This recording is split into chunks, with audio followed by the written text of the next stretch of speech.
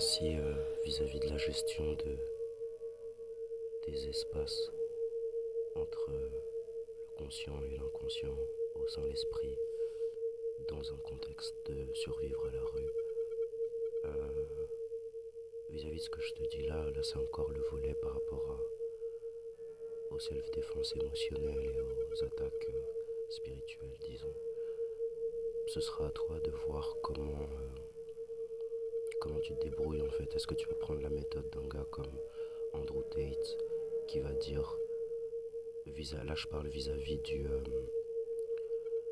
de ce que toi tu pourrais avoir à comprendre,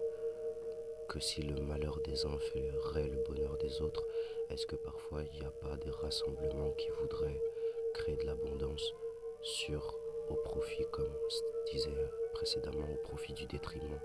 de d'autres personnes en fait. À ce moment-là, je vais pas faire trop de référence à l'actualité de fou de dingue, quoique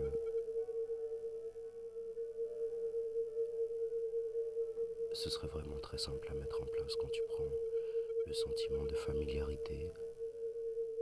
et que tu le mets en perspective avec la société, que tu prends un peuple, que tu le considères comme une famille, que tu regardes ce qui s'est passé, tout ce qui va être considéré comme crime contre l'humanité, pourquoi c'est aussi tabou et sensible comme sujet, tout pendant que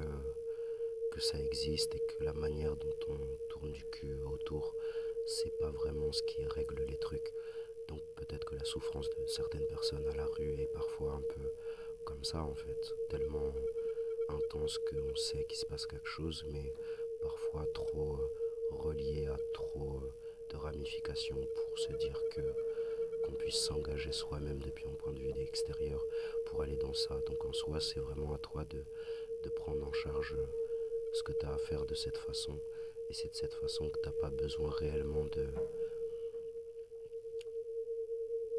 combattre au niveau avec lequel on essaie de te combattre en fait. Toi, tu as vraiment juste à essayer de canaliser ton message de la façon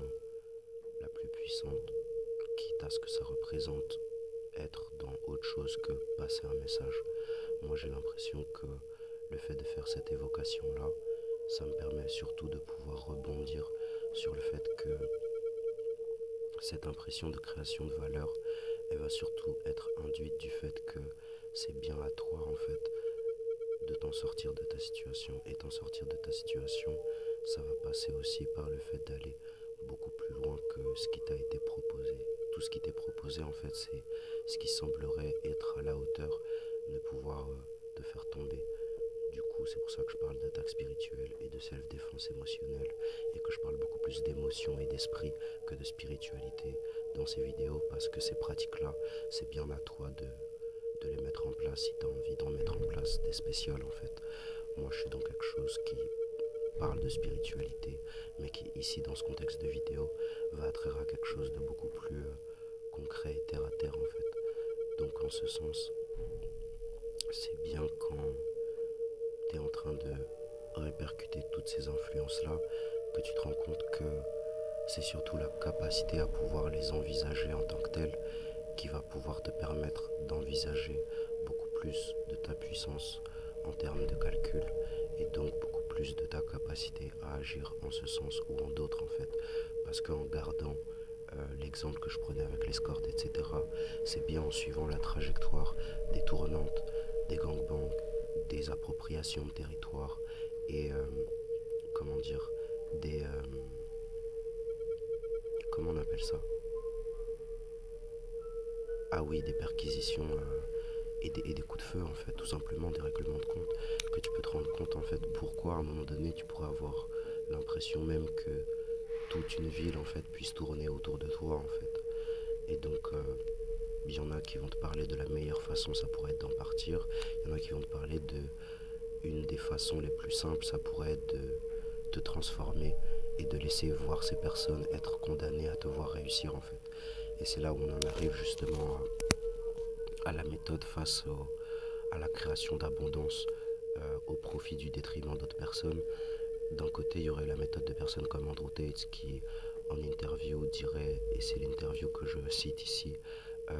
qu'il faudrait identifier les, les commanditaires en fait de ce complot-là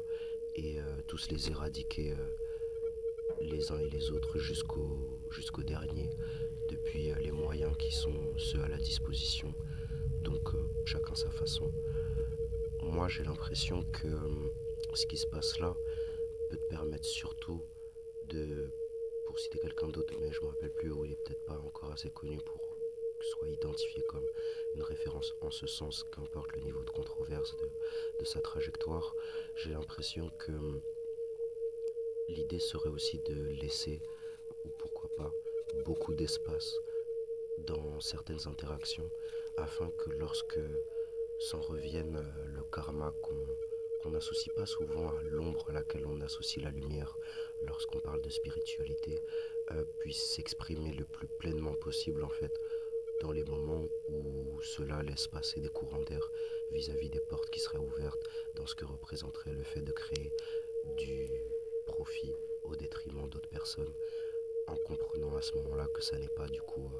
de l'abondance. Donc en ce sens, c'est réellement autre chose en fait que ce qui pourrait juste être de l'ordre de intégrer un rêve ou non en fait. Parce que s'il n'y a pas déjà le rêve éveillé, le rêve lucide, il y a quand même les sorties de corps en fait. Donc si